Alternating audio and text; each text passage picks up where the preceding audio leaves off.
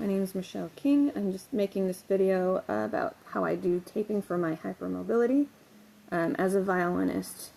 Now, my right hand, I tend to need more support than my left hand because there's some problem that is unidentified yet, where I have very little control over this side of my hand here, and so I need extra support to do that. That's may or may not be related to hypermobility, but that's something that I need extra.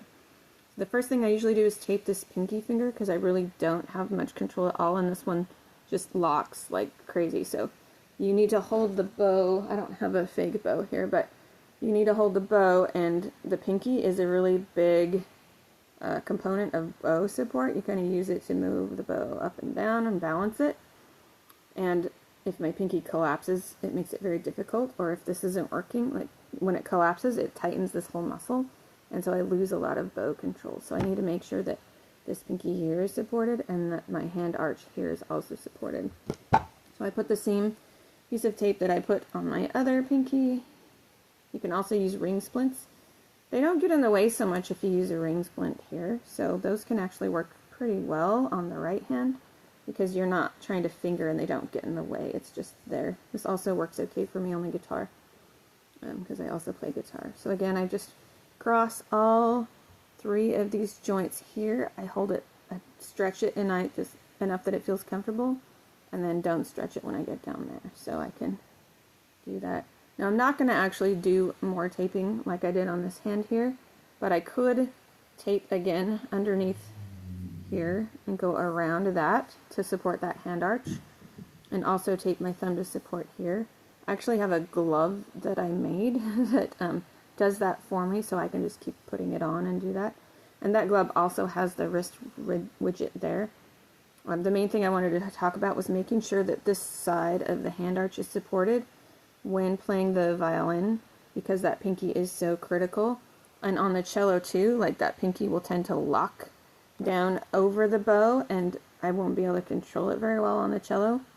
So you need to watch that on a cellist, that they also need the hand arch supported so that that pinky does not lock.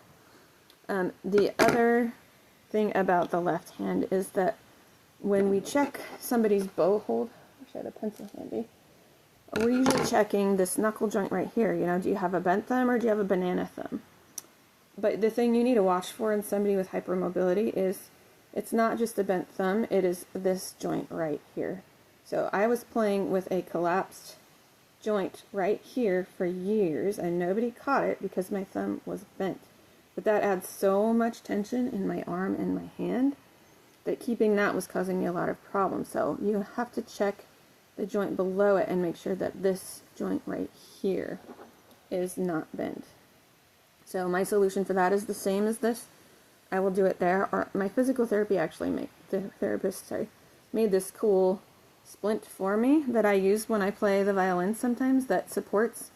It has these little thingies that come around just like that tape does, and supports my hand arch there, and it supports what they call the pincer grasp, which allows your hand arch to function, and it also supports this thumb joint and prevents it from collapsing while I'm playing. So that really takes away a lot of the tension when I play. I still sometimes will collapse in these knuckles, so I do like to have the tape or my glove there.